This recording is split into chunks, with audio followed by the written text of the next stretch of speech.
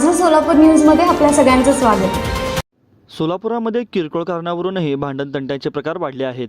सोलापूरातील लष्कर परिसरामध्ये एका महिलेनं घरासमोर गाणे का लावता अशी विचारणा केली असता तिघा जणांनी चिडून तिच्या डोक्यात फरशी मारून तिला जखमी केल्याची धक्कादायक घटना समोर येत असून लाथाबुक्क्याने बेदम चोप दिल्याचंही सांगण्यात येत आहे।